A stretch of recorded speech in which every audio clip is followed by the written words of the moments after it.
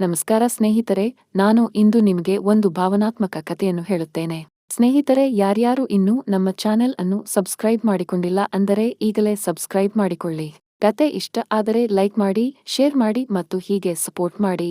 ಒಮ್ಮೆ ಒಂದು ಕೊಳೆಗೇರಿ ಪ್ರದೇಶದಲ್ಲಿ ಬಡ ಕುಟುಂಬವೊಂದಿತ್ತು. ಆ ಕುಟುಂಬದಲ್ಲಿ ಇದ್ದವರು ಗಂಡ, ಹೆಂಡತಿ ಮತ್ತು ಓರ್ವ ಪುಟ್ಟ ಬಾಲಕ. ಅವರುಗಳು ಕೂಲಿ ಕೆಲಸ ಮಾಡಿ ದಿನ ದುಡುತ್ತಿದ್ದರು. ಅಪ್ಪನಿಗೆ ವಯಸ್ಸಾದ ಕಾರಣ ಶಕ್ತಿಯೂ ಕಡಿಮೆಯಾಗಿತ್ತು. ತಾಯಿ ಮನೆ ಕೆಲಸ ಮಾಡಿ ಮನೆ ನಡೆಸುತ್ತಿದ್ದರು. ತಾಯಿ ಅಡುಗೆ ಮಾಡಿದ ನಂತರ ಮಗನಿಗೆ ಪಾಠ ಮಾಡುತ್ತಿದ್ದಳು. ಆ ಬಾಲಕನಿಗೆ ಓದಿನ ಮೇಲೆ ಅಪಾರ ಆಸಕ್ತಿ. ಆದರೆ ಹಣದ ಕೊರತೆಯಿಂದ ಒಳ್ಳೆಯ ಶಾಲೆಯಲ್ಲಿ ಓದಿಸಲು ಸಾಧ್ಯವಾಗುತ್ತಿರಲಿಲ್ಲ. ಆದರೂ ಅವನು ಪ್ರತಿದಿನವೂ ಮುಂಜಾನೆ 5 ಗಂಟೆಗೆ ಎದ್ದು ಓದಿಕೊಳ್ಳುತ್ತಿದ್ದನು.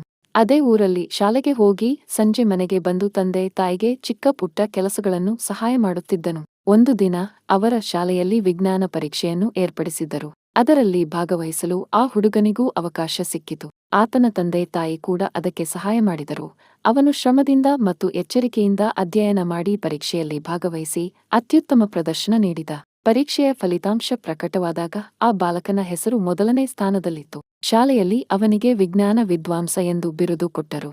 ಆ ಸಂತೋಷದ ಕ್ಷಣದಲ್ಲಿ ಹುಡುಗನ ತಂದೆ ತಾಯಿಯ ಕಣ್ಣಲ್ಲಿ ಆನಂದದಿಂದ ಕಣ್ಣೀರು ತುಂಬಿದವು. ಅವರು ಬಡವರಾದರೂ ತಮ್ಮ ಮಗನ ಸಾಧನೆಯಿಂದ ಅವರ ಜೀವನ ಸಾರ್ಥಕವಾಯಿತು ಎಂದು ತಿಳಿದರು. ಈ ಕತೆ ನಮ್ಮೆಲ್ಲರಿಗೂ ಒಂದು ಸಂದೇಶ ನೀಡುತ್ತದೆ. ಬದುಕಿನಲ್ಲಿ ಸಂಕಷ್ಟ ಬಂದರೂ ಶ್ರಮ, ಆತ್ಮವಿಶ್ವಾಸ ಮತ್ತು ಸಮರ್ಪಣೆಯಿಂದ ಮುಂದೆ ಹೆಜ್ಜೆ ಹಾಕಿದರೆ ಯಾವುದೇ ಸಾಧನೆ ಮಾಡಲು ಸಾಧ್ಯವಾಗುತ್ತದೆ. ಧನ್ಯವಾದಗಳು. ಶುಭವಾಗಲಿ. ಮುಂದಿನ ವಿಡಿಯೋದಲ್ಲಿ ಸಿಗೋಣ.